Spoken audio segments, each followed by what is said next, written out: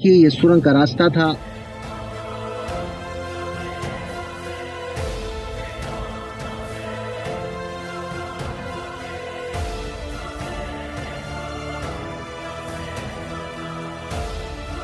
आदाब, नमस्कार दोस्तों, मैं हूं आसिफ और आज आपको उत्तर प्रदेश की राजधानी में एक ऐसा महल दिखाने लाया हूं जिसका संबंध 1857 की क्रांति से है, जिसका संबंध अवध के अंतिम नवाब वाजिद अली शाह से है। वाजिद अली शाह से जुड़ी तमाम ऐसी कहानियां हैं जिनको जानने और समझने में लोगों को दिलचस्पी होती है।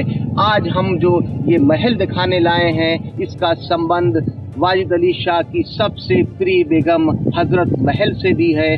सब कुछ आपको हम इस वीडियो में बताएंगे, दिखाएंगे, एक्सप्लोर करेंगे और इस महल की एक एक बारीकियों से आपको रूबरू कराएंगे। ये आलीशान महल जो कभी बहुत ही खूबसूरत हुआ करता था, क्यों ये पूरी तरह से ध्वस्त हो गया है, वो सब कुछ हम आपको बताएंगे। हम महल के पास चलते हैं और इसकी वास्तुकला और इसके इतिहास को बारीकी से समझने की कोशिश करते हैं। तो चलिए महल के और पास। हम महल के मुख्य द्वार पे आ गए हैं। हमारे सामने ये महल का मुख्य द्वार नजर आ रहा है। इस महल को मूसा बाग कहा जाता था। सामने दो आर्च नजर आ रही है। ये आर्च पूरी तरह से गोल है, लेकिन इतिहासकार योगेश परवीन ने अपनी किताब में लिखा है कि इसके द्वार के ऊपर 3 चांद की आकृतियां उकेरी गई थी। हालांकि वो आकृतियां अब ध्वस्त हो गई हैं। ये महल 284 एकड़ में बना था। इसके चारों तरफ बहुत ही विशालकाय बाउंड्री हुआ करती थी। हालांकि वो बाउंड्री अब पूरी तरह से खत्म हो गई है। उस बाउंड्री के खत्म होने के पीछे भी एक इतिहास है, वो हम आपको आगे चल के बताएंगे। देखिए एक कर्व वाली एक हाफ राउंड की सीढ़ी थी।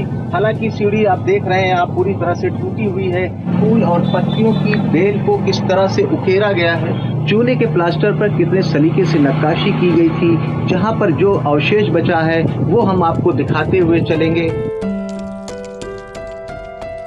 इसकी दीवारें अगर आप देखेंगे तो कितनी मोटी हैं और हम अंदर चलते हैं। हालांकि यहाँ पर भी कुछ नहीं बचा है, सिर्फ इसकी दीवारें ही खड़ी नजर आ रही हैं। यहाँ पर भी छत पूरी तरह से ध्वस्त हो गई है। जिस स्थान पर मैं खड़ा हूँ ये नवाबों के मेहमानों के बैठने का स्थान हुआ करता था। हम आपकी निगाहों को ऊपर की तरफ ले जाना चाहते हैं तो देखें सामने एकदम सीधी सपाट दीवार नजर आ रही है। उसके ऊपर 2 झरोखे नजर आ रहे हैं। उसके नीचे अगर आप देखेंगे तो 2 दर नजर आ रहे हैं और उसके नीचे जब आप देखेंगे तो 2 आर्च नजर आ रही है। बिल्कुल सीधी और सपाट है ये। हम महल का और हिस्सा आपको दिखाएं उससे पहले हम आपको इसके इतिहास से रूबरू कराना चाहते हैं। इस विशालकाय महल का निर्माण 1803 ईस्वी में नवाब सादत अली खां के कहने पे आजमुद्दौला ने करवाया था। इस महल के मुख्य वास्तुकार क्लाउड मार्टिन थे, जो अंग्रेजी फौज में मेजर जनरल हुआ करते थे। उन्होंने लखनऊ में कई खूबसूरत इमारतों का निर्माण कराया था।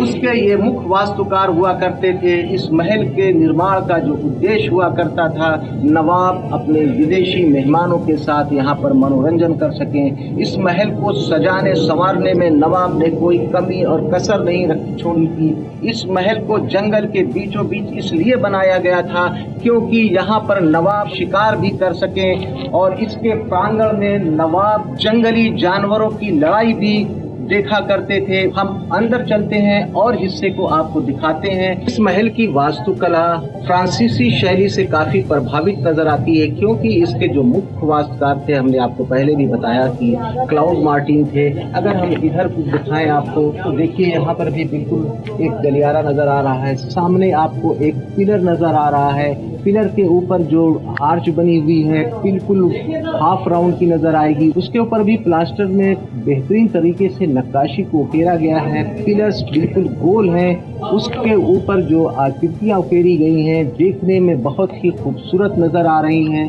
आपको मैं बता दूं कि 1857 की क्रांति के बारे में तो आपने सुना ही होगा, लेकिन इस क्रांति का अगर जो आगाज हुआ था तो इसी स्थान से हुआ था।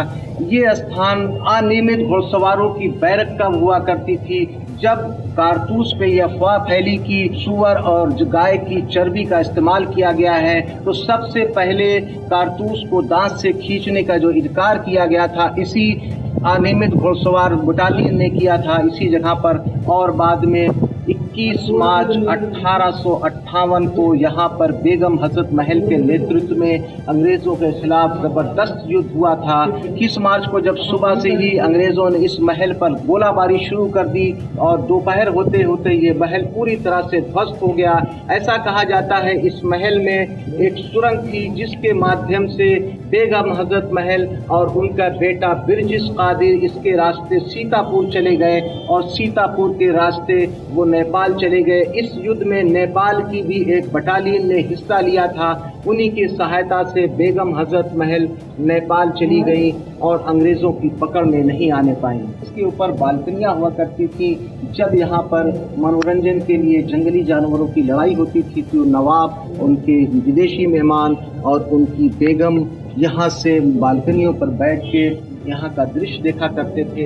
इधर हमको एक कुर्सी नजर आ रही है। ऊपर देखेंगे तो कितने शानदार तरीके से एक तरबूज की आकृति या प्याज की आकृति जैसी यहाँ पर नजर आएगी। जो नक्काशी है हम आपको करीब करके और दिखाते हैं, जूम करके जो देखेंगे तो कितनी खूबसूरत ये बुर्जी थी। अगर हम आपको इसकी दीवारों को दिखाएं तो देखिए आज भी ये प्लास्टर यहाँ पर बचा है। कुछ हिस्सा इसका आज भी मजबूत नजर आएगा, लेकिन बहुत सारा हिस्सा इसका ध्वस्त इसलिए हो गया है क्योंकि जब यहाँ पर भीषण गोलाबारी हुई थी, जहाँ पर बारूद की चोट पहुंची है इस महल को, तो वो पूरी तरह से धराशायी हो गया है। अगर आपको हम बुर्जी के ऊपर का हिस्सा दिखाएं तो देखिए अंदर कितने सलीके से नक्काशी उकेरी गई थी और इसके चारों तरफ देखें तो ये अंडाकार जो झरोखे बने हैं, इनके माध्यम से पहरेदार यहाँ पर बाहर का दृश्य देखते थे, सुरक्षा कर्मी यहाँ बैठते थे और बाहर का दृश्य देखने के लिए नवाब और उनकी बेगम भी यहाँ पर आया करती थी। क्योंकि ये महल पूरी तरह से जंगल के बीचों बीच बना था, तो जंगली जानवरों को देखने के लिए नवाब, उनकी बेगम और उनके विदेशी मेहमान भी इन झरोखों के माध्यम से देखते थे। ऊपर जाने की स्थिति नहीं है, ऊपर जाने के लायक अब यहाँ पे हालात नहीं है, तो हम अब नीचे उतर रहे हैं और हिस्सा आपको हम दिखाते हैं। इधर का हिस्सा अगर आप देखेंगे तो देखिए चारों तरफ यहाँ पे खंडहर ही नजर आ रहा है। दीवारों को देखेंगे तो देखिए पूरी तरह से टूट गई हैं। यहाँ पर भी आपको लखौरी ईंट और लाल चूने का इस्तेमाल नजर आएगा। हम महल का और हिस्सा आपको दिखाते हैं और यहाँ से अगर हम आपको इसका दृश्य दिखाएं तो देखिए कितना खूबसूरत और आकर्षक नजर आ रहा है। आप यहाँ से अपनी निगाहों को दूर तक ले जाइए तो देखिए सिर्फ दीवारें बची हैं, लेकिन ये अवशेष कितना आकर्षक नजर आ रहा है। आप कल्पना कीजिए उस समय की जब ये महल नवाबियत के दौर में था, अपने पूरी तरह से वजूद में था, तो कितना खूबसूरत रहा होगा।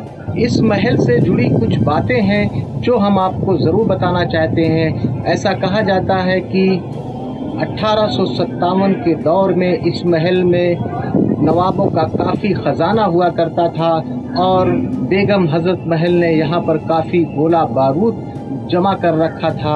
और दूसरी एक कहानी है कि लोग बताते हैं कि ये महल भूतिया है, लेकिन इस महल में हम आए तो देखा ऐसा कुछ भी नज़र नहीं आया है, लेकिन आसपास के इलाकों में ऐसी चर्चा है कि ये महल भूतिया है। और आपको इस महल की वो हम सुरंग भी दिखाएंगे और इसके बारे में बताएंगे जहाँ पर खजाने की संभावना हुआ करती थी। अब हम उस स्थान को तलाश करने की कोशिश करेंगे जिसका जिक्र इतिहास के पन्नों में है कि जिस सुरंग के माध्यम से बेगम हजरत महल यहाँ से सीतापुर के रास्ते नेपाल चली गई थी। ऐसी संभावना है कि वो महल के अंदर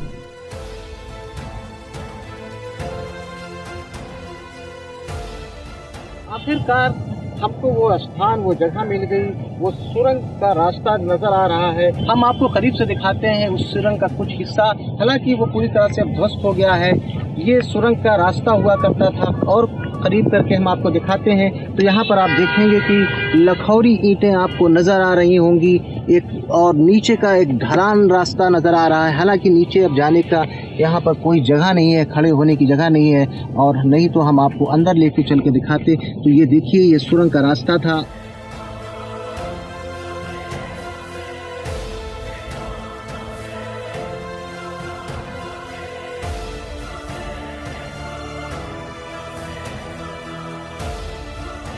दोस्तों, आज हमने आपको लखनऊ में मौजूद मूसाबाग का महल दिखाया, इसके इतिहास से जुड़ी तमाम बातें बताई, इसके निर्माण से जुड़ी कुछ ऐसी बातें बताई जो शायद आपको अभी तक नहीं पता होगी। उम्मीद है कि आपको हमारा ये वीडियो पसंद आया होगा।